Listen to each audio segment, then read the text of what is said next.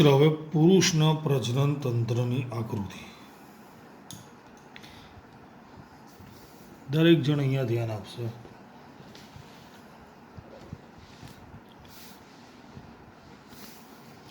સૌથી પહેલા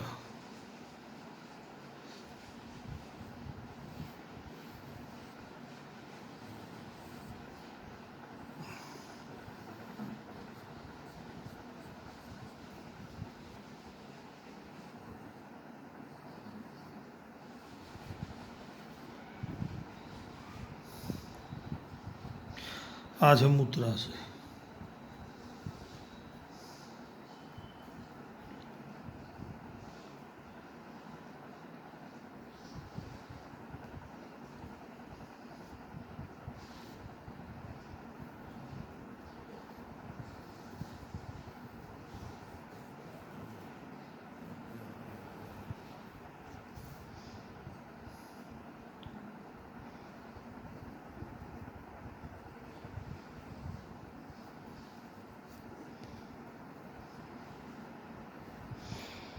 આને આપણે કહીએ મૂત્ર જનન માર્ગ. શું કહીશું? મૂત્ર જનન માર્ગ. બરાબર.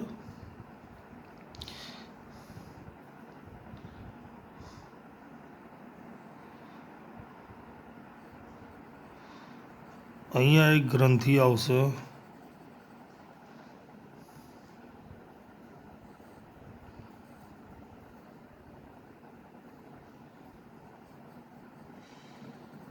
અહીંયા એક ગ્રંથિ આવશે શુક્રાશય અને એક ગ્રંથિ અહીંયા આવશે.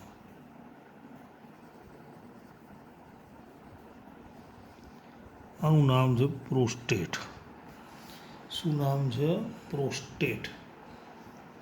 બરાબર. આ છે મૂત્ર જનન માર્ગ.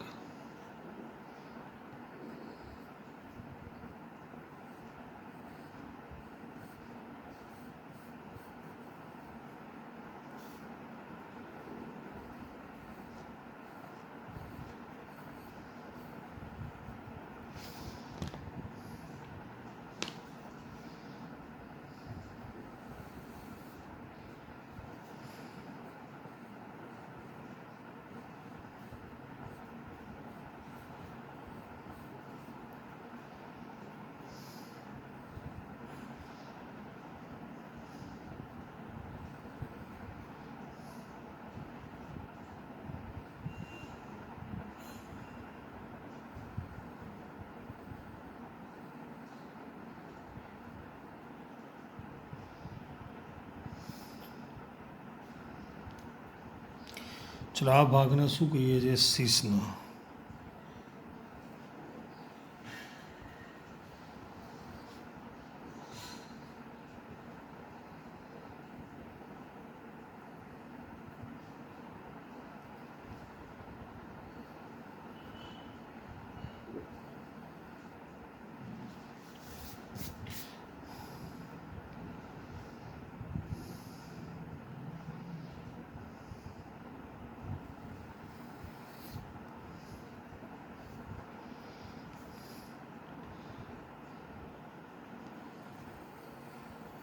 શુક્રપિંડ. શું કહીએ આને? શુક્રપિંડ.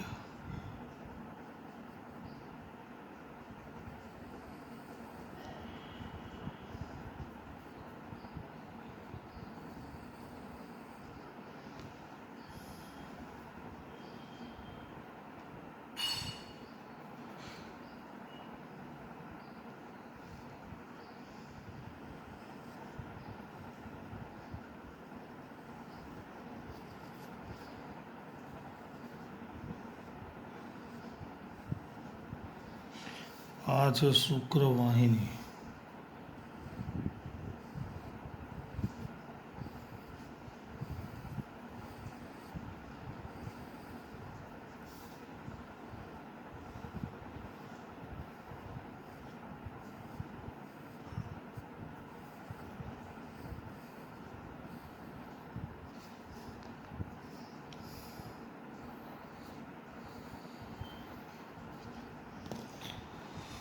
બરાબર.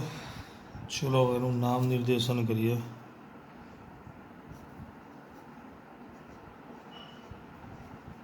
શિશ્ન.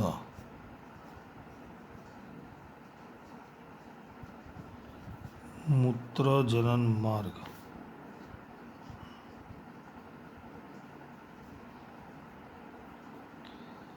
વૃષણ કોથળી. શુક્રપિંડ.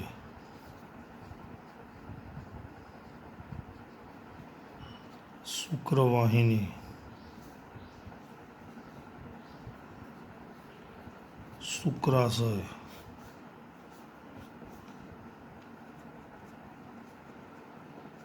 પ્રોસ્ટેટ.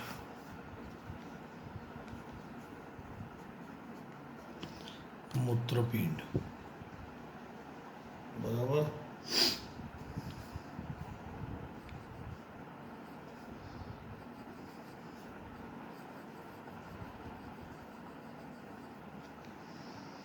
ચલો આને કહીશું પુરુષનું પ્રજનન તંત્ર.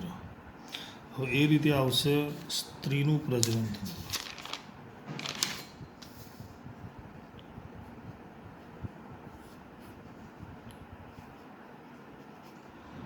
સ્ત્રીનું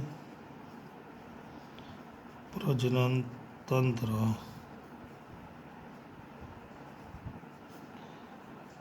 આકૃતિ દોરી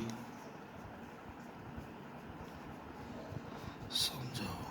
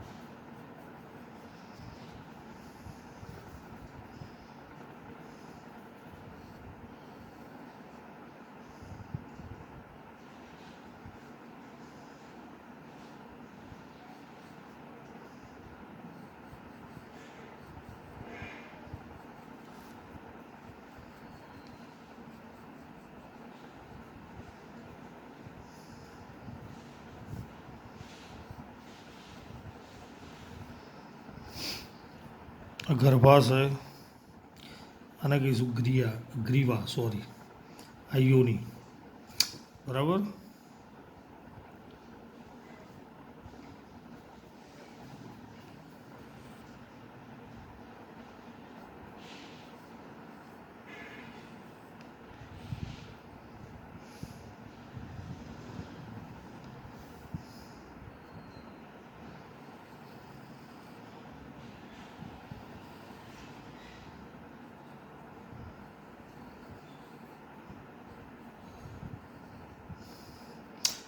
આ છે અંડવાહિની.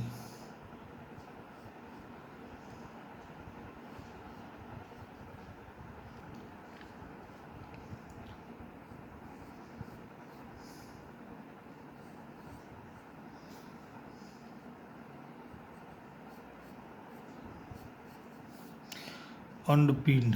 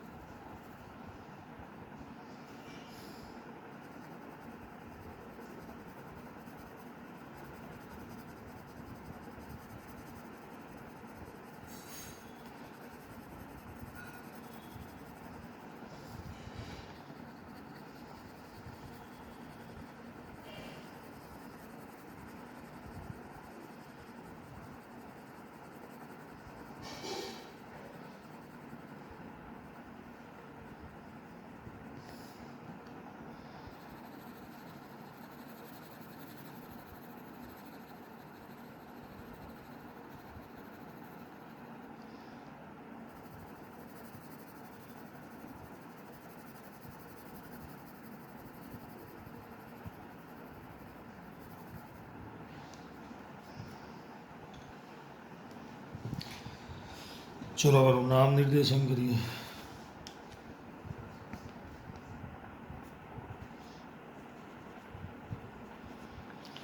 અંડપિંડ,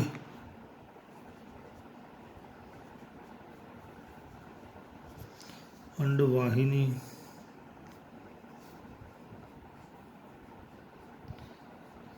ગર્ભાશય, ગ્રીવા, યોની. બરાબર. ચલો હવે જોઈએ એની અંદર શું આવશે.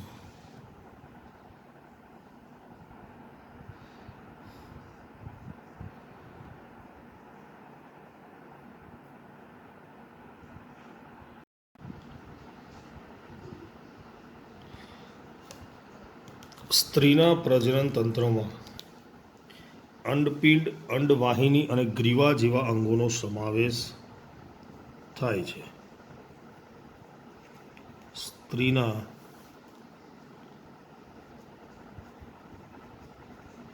પ્રજનન તંત્રમાં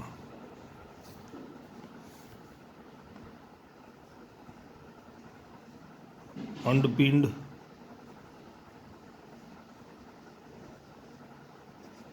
અંડવાહિની,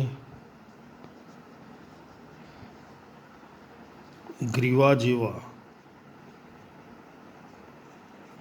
અંગોનો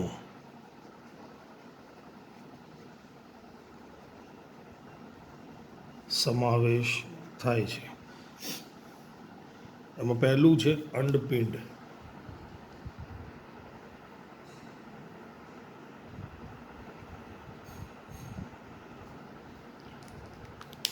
જે આકૃતિમાં દેખાય છે. બરાબર. તે અંડકોષોનું નિર્માણ કરે છે.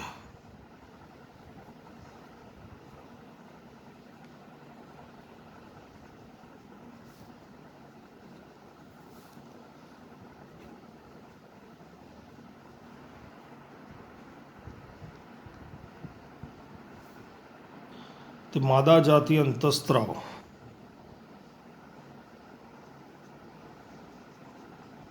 માદા જાતીય અંતઃસ્ત્રાવ કયા છે?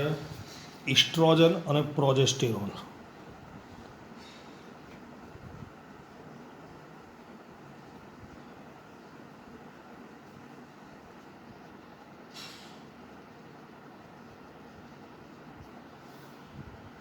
નો સ્ત્રાવ કરે છે.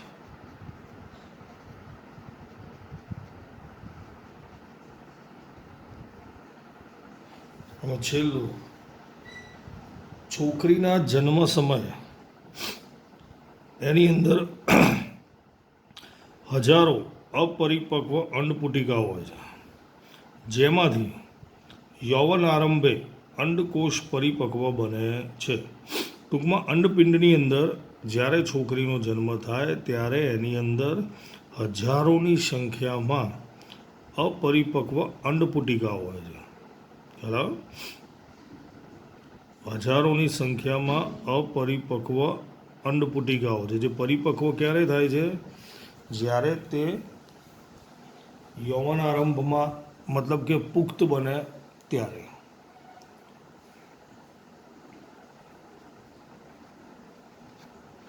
છોકરીના જન્મ સમયે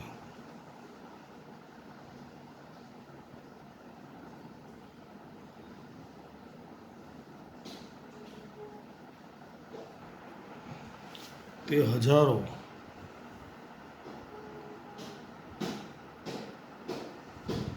અપરિપક્વ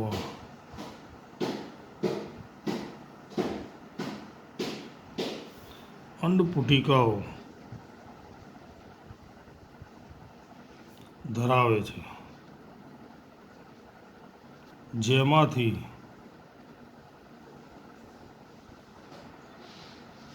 યૌવન આરંભે અંડકોષો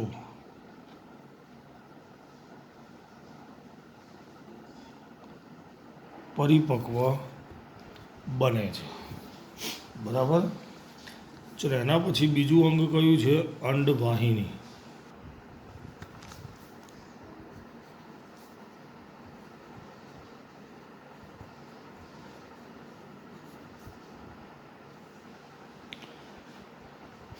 અંડકોષનું વહન ગર્ભાશય સુધી કરે છે.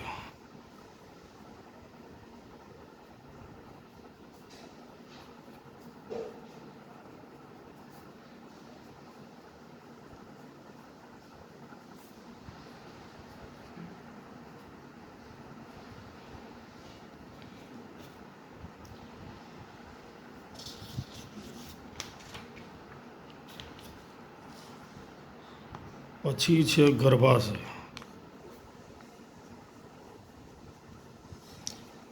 અંડવાહિનીને ફેલોપિયન નલિકા પણ કહે છે. આ ધોરણ 8માં ભણી ગયેલા છે.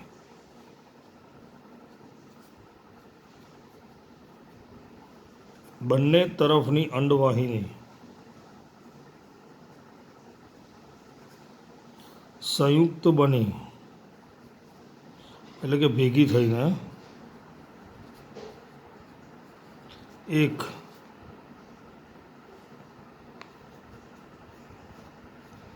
નાજુક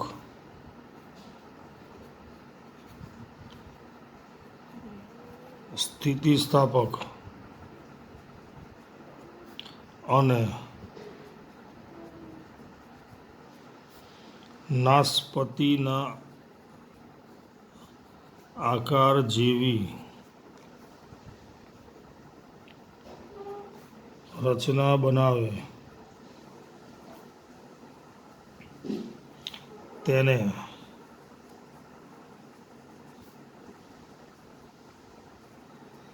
ગર્ભાશય કહે છે. બરાબર. જો આકૃતિમાં આપણે જોયું હતું તેમ બંને અંડવાહિનીઓ જ્યાં ભેગી થાય ત્યાં નાજુક સ્થિતિસ્થાપક અને નાસપતિ એક ફળ આવે છે. ઊંધું કરીએ એટલે આવો આકાર હોય. એ ફળને ઊંધું કરીએ એટલે આવો આકાર હોય જેવી રચના બનાવે જેને ગર્ભાશય કહે છે.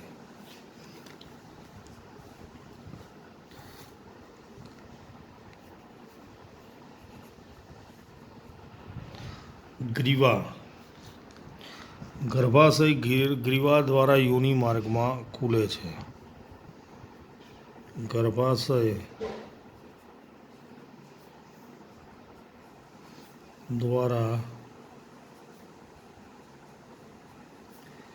યોનિ માર્ગમાં ખુલે છે. બરાબર.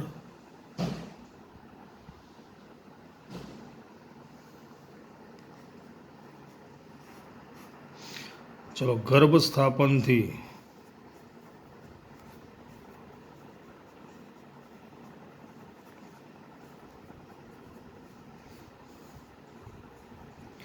બાળક જન્મે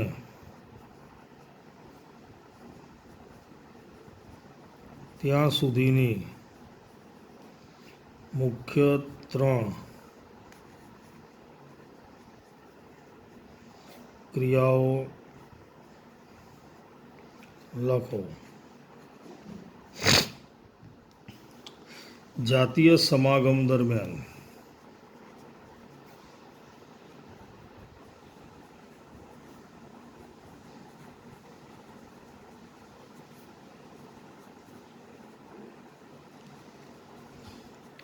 શુક્રકોષો માદાની યોનિમાં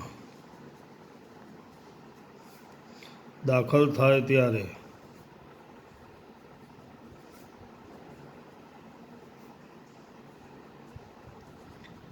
અંડકોષનું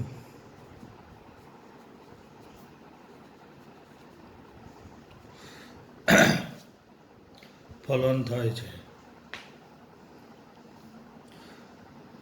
3 પ્રક્રિયાઓ કઈ થાય છે? પહેલી પ્રક્રિયા થાય છે ગર્ભસ્થાપન.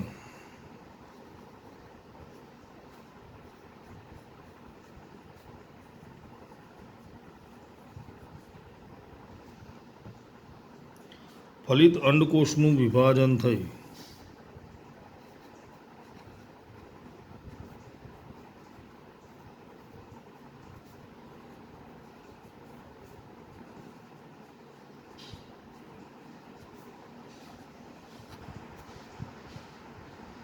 કોષોના જથ્થા જેવી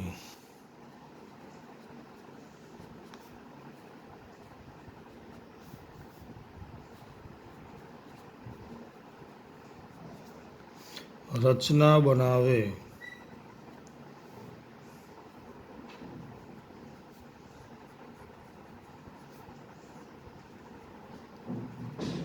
જેને ગર્ભ કહે છે.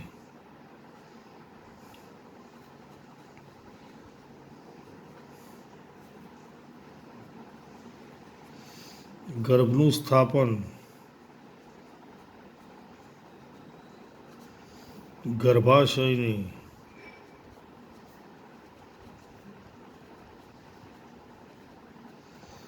દિવાલ પર થાય છે.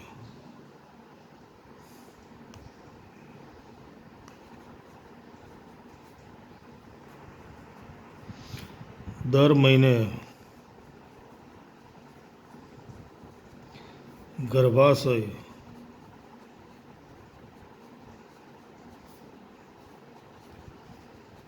ગર્ભ ધારણ કરવા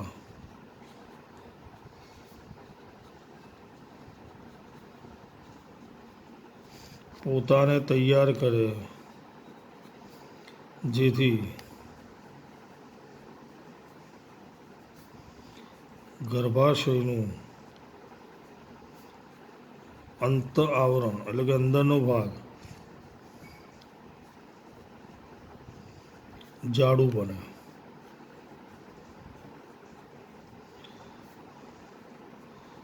ભ્રૂણમાં પોષણ માટે રુધિરનો પ્રવાહ જરૂરી છે અથવા વધુ જોઈએ.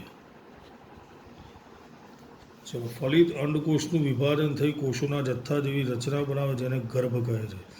એનું સ્થાપન ગર્ભાશયની દિવાલમાં થાય. દર મહિને ગર્ભાશય ગર્ભ ધારણ કરવા માટે તૈયાર કરે છે જેથી ગર્ભાશયનું અંતઃઆવરણ જાડું બને છે.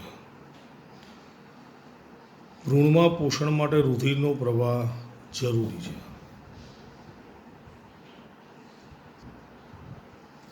ચલો, બીજું છે જરાયુ.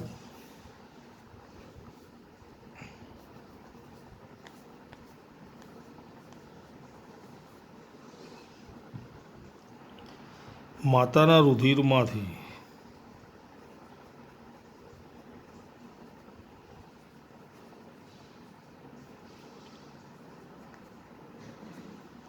ભ્રૂણ પોષણ મેળવે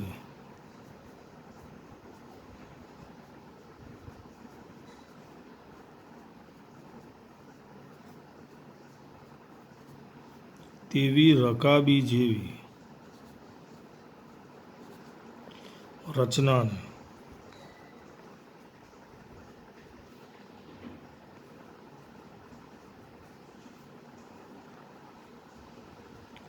જરાયુ કહે છે. તેમાં ભ્રૂણ તરફની પેશીમાં પ્રવર્ધ હોય છે.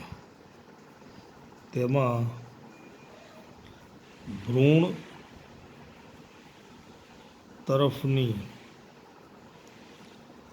પેશીમાં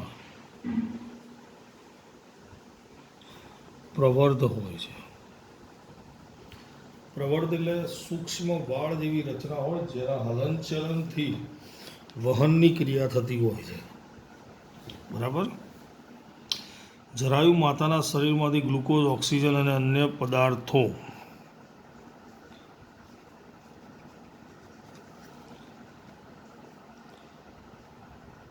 જરાયુ માતાના શરીરમાંથી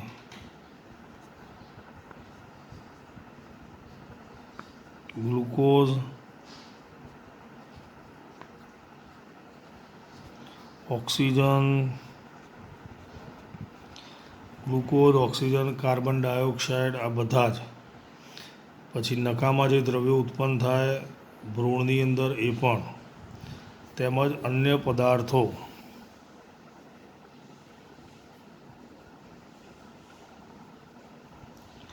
ભ્રૂણમાં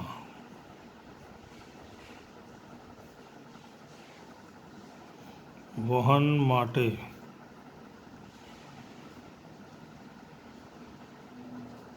એક વિશાળ પ્રદેશ આપે છે.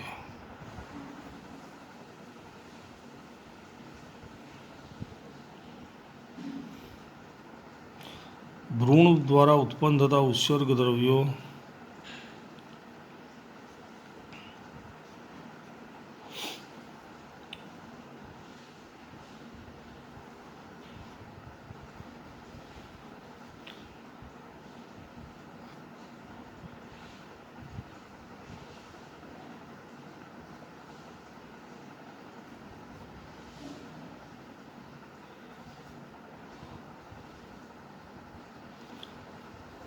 જરાયુ દ્વારા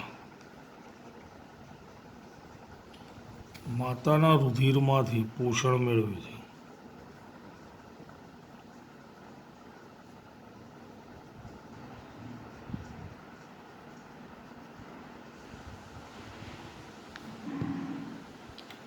ત્રીજું છે બાળકનો જન્મ.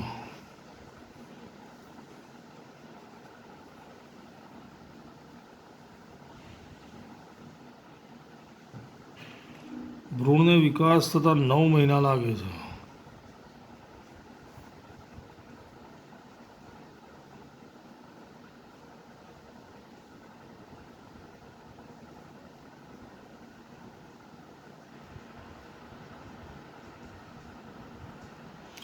ત્યારબાદ પેશીના લયબદ્ધ સંકોચનથી બાળક જન્મે છે. પેશીના લયબદ્ધ સંકોચનથી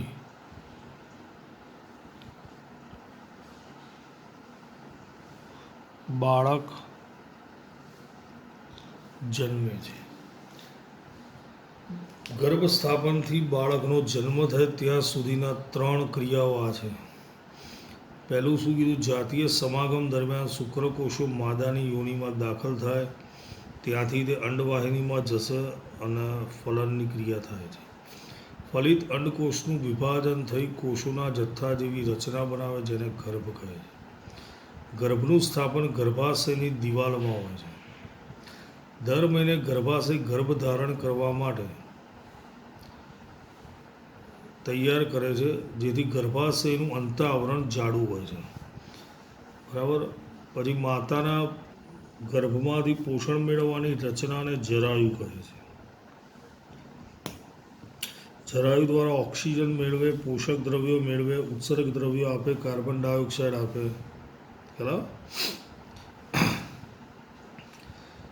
પછી ભ્રૂણનો વિકાસ પામતા 9 મહિના થાય છે. પેશીના લયબદ્ધ સંકોચનથી બાળકનો જન્મ થાય છે. ખ્યાલ આવી ગયો? હવે અહીંયા આપણે એક મુદ્દો લખ્યો, દર મહિને ગર્ભાશય ગર્ભ ધારણ કરવા માટે પોતાને તૈયાર કરે છે, જેથી ગર્ભાશયનું અંતઃઆવરણ જાડું બને છે. સમજ પડી? દર મહિને ગર્ભ સ્થાપન માટે ગર્ભાશયની દિવાલ જાડી બને છે. સમજ પડી? પણ જો જાતીય સમાગમ ન થાય, શુક્રકોષો ત્યાં સુધી જશે નહીં, તો એ જે તૈયારીઓ થઈ હતી એનું શું થાય છે એ હવે આપણે આગળ જોઈએ. એને આપણે કહીશું ઋતુસ્ત્રાવ, માસિક સ્ત્રાવ. છોકરી જ્યારે 10 થી 12 વર્ષની થાય